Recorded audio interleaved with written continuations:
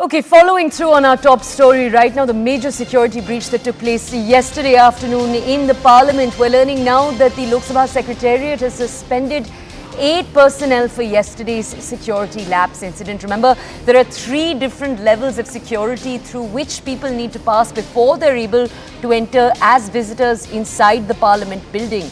We're going to bring you more details about this and what took place in just a second. My colleague Pallavi is with us right now.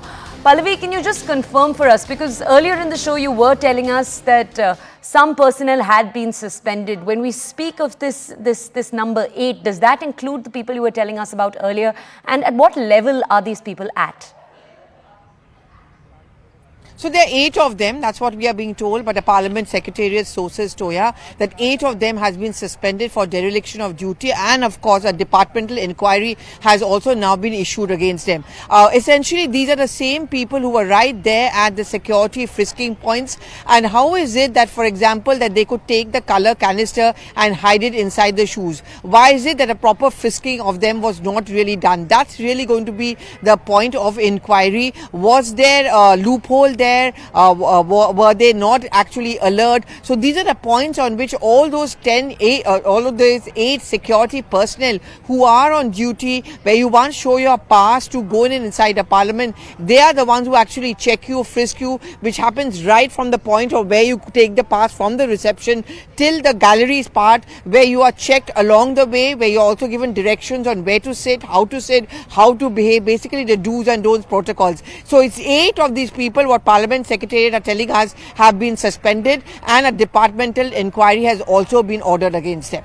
Can you tell our audiences, Pallavi, because you're saying these 8 people are people who were directly involved in the checking, anyone at a higher level who were at all seeing action take place against over the last few days, or is that why the inquiry is taking place, as you just said?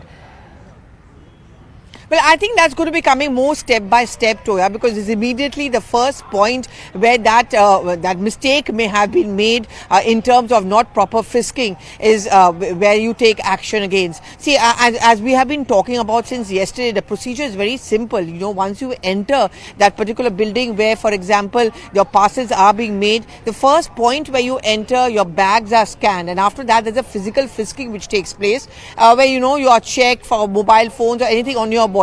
Now, in this case, of course, as we all have reported, the color canister was found in the shoes of the accused. And was there a mistake there? Why didn't you do a proper checking? Why wasn't a scanner used all the way through?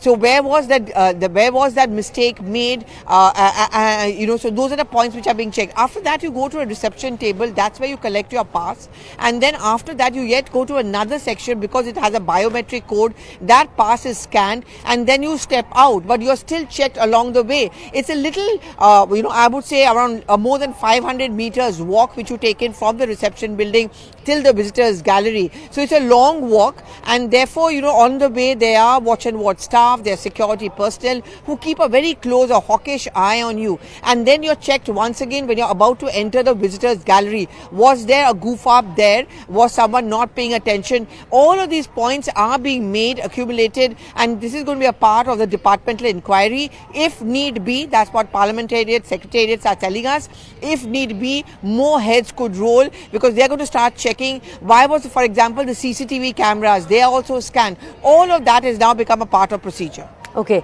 Pallavi, if you could stay with us, our colleague Arunima is also with us. Arunima, can you bring us more input on this particular breaking that 8 people have been suspended? Can you also tell us, because yesterday we were talking at multiple points about the Delhi police, they also, along with various other units, look over security. Have we seen suspensions taking place there at all in the last day? No, CRPF and Delhi Police is responsible for perimeter security. They are responsible for securing the building behind me and the building on my right, which basically means the new building and the old building.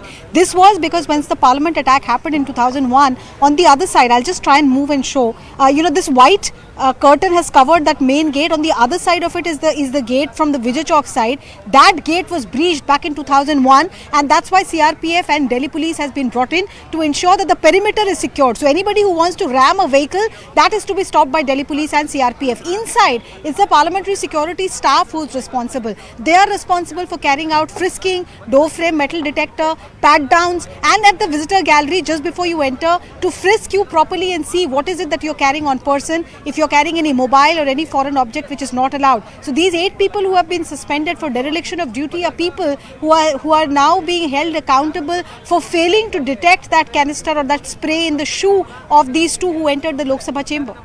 Arunima, could we also, since this is the first time we're talking to you today, could you also bring our audiences an update on the entire investigation as it's proceeding? Any details, for example, on where Lalit Jha might be? Could you bring us more details on the other 6, please?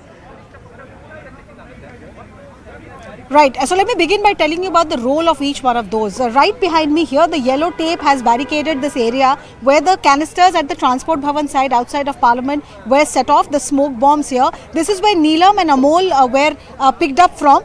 They evidently, started off that bomb and then the smoke bomb, and then Lalit Jha was standing where I am standing at the moment. He was filming it, streaming it live on Instagram, and he disappeared as soon as police came and took away Neelam and Amol.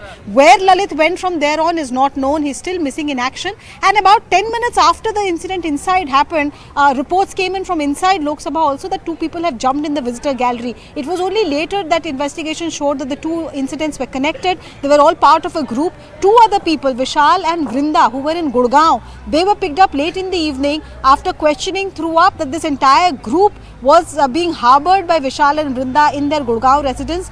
3 days before this incident, they had all come to Delhi from various places, from Karnataka, Mysuru, Maharashtra, Haryana, and it was at the Gurgaon residence where the planning etc. happened. So that's why those 2 have been arrested. Now, the investigation right now by the police is through the prism of what they're calling urban Naxalism. What is urban Naxalism? They're saying that the reason UAPA section 16 and 18 has been imposed is because this does not look like a publicity stunt alone or unemployed youth, frustrated youth carrying out an innocuous act. This looks premeditated. A proper recce was carried out in the last session where, one of the accused went back and said that they don't check the shoes. So we can smuggle in the smoke bombs or the spray in the shoe. That kind of planning went into it. Who was behind the planning? Why was Neelam recruited for this cause? Neelam's recruitment was also well thought out, well planned. She was, her social media profile was scanned. Somebody was sent to her village to convince her to join this cause. So who was really the mastermind? Manoranjan is being seen as the mastermind at this moment. Whether somebody was behind him, some group was influencing him, those questions are being asked as joint interrogation proceeds. Arunima, thank you for painting that picture for us, giving us all the details. Our colleague Pallavi also remains with us. Arunima and Pallavi both bring us all of the details.